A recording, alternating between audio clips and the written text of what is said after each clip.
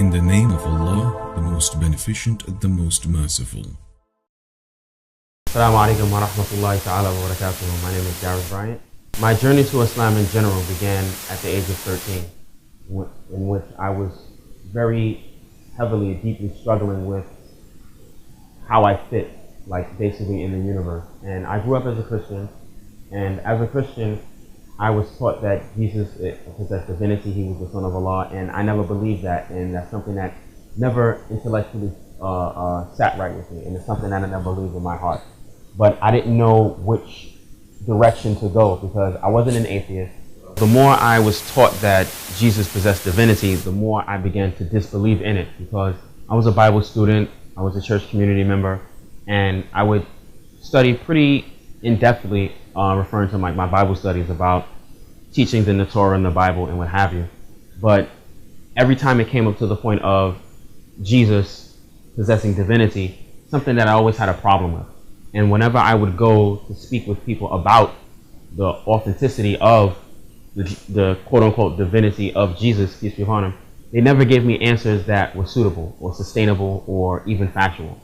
And it came to the point where I would be so inquisitive about asking about the validity of the divinity of Jesus that when I didn't go to church or when I didn't go to Bible study, people were actually happy. It's like, for them it was like a sigh of relief, because I was the foremost questioner of this particular theology.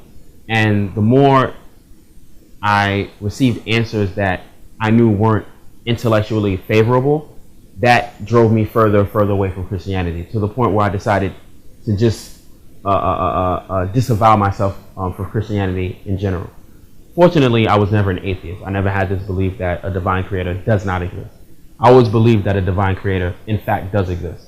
It's just that I didn't know how to worship him properly. Fortunately, I was never an atheist. I never had this belief that a divine creator does not exist. I always had the belief that a divine creator, in fact, does exist. It's just that I didn't know how to worship the divine creator properly. So I began to read certain types of material from different sources about different religions, and everything seemed to have something missing until I reached upon seeking information about Islam. Now, ironically, by this time, 2 years had elapsed already. I was already in high school, my freshman year of high school, and I was doing a school project about world religion. And one of my math teachers, may Allah guide him, he saw my interest in Islam in general, or religion in general, growing. And when I expressed my interest in Islam in general, he was very empathetic. And even though he wasn't Muslim, again, may Allah guide him, he dedicated his time and effort to making sure that my quest and thirst for knowledge was quenched. And he's the one who actually bought for me my very first translation of the Quran. And we went to like a local bookstore in Brooklyn, New York, near Master Taqwa, and he bought me my very first translation of the Quran, and I began to read it. And I was reading this translation of the Quran to such an extent that I didn't care about school. I would miss school assignments. I was late handing in assignments, like 2 months, handing in reports 2 months late, because the only thing that I was doing was reading the translation of the Quran. And I was so mesmerized and engaged and drawn to what was being mentioned rather in the Quran, even in the English language, because at that time I knew no knowledge of the Arabic language other than the fact that it was a language. So even in the English, and this is a testimony to the guidance of Allah, because the guidance of Allah transcends all languages, it transcends all cultures, all ethnicities, all peoples, all time. And in light of that, and because of that, I was drawn more to the Quran and to Islam in general, because when I would read passages in the Quran about existence, about the purpose of existence, about creation, about Allah's nature, these are questions that I was thinking about, and as soon as I was about to think about the question, I already got the answer, just from reading the translation. And I would say to myself, wow, I was just about to ask about this, or I was just about to ask about that. And the more this happened, the more I was drawn towards Islam in general. So at the age of 15, by the grace and mercy of Allah, I became Muslim, and 15 years later, I've been Muslim ever since. But being Muslim definitely is not without challenges, and fortunately, Allah had given me the honor to become Muslim in a pre-9/11 world, because in a post-9/11 world, there's a lot more obstacles for people who become Muslim, and I definitely respect and honor and applaud those who choose to become Muslim in a post-9/11 world, because it's that more challenging.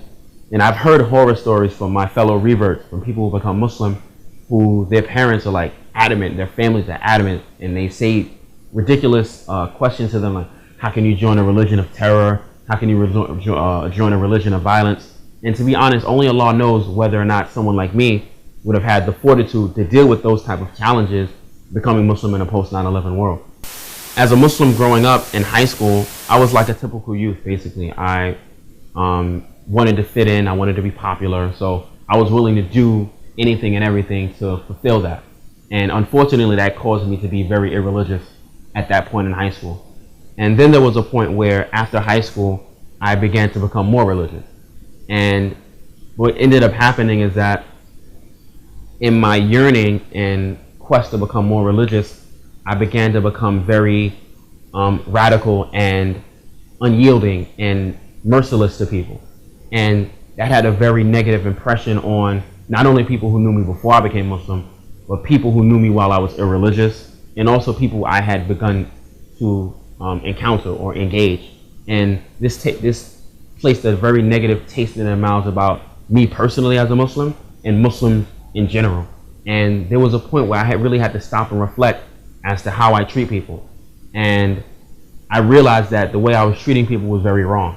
And I came at a crossroads in my life, as many times in my life, even in high school, I came to a crossroads in my life as to whether I'm going to be Muslim for real or whether I was going to be riding the fence religiously.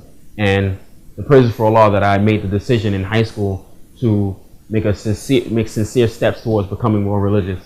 And likewise, after high school, I I reached another crossroads in my life as to which direction was I going to go. Was I going to become very radical and unyielding and extreme, or whether I was going to make myself more centered?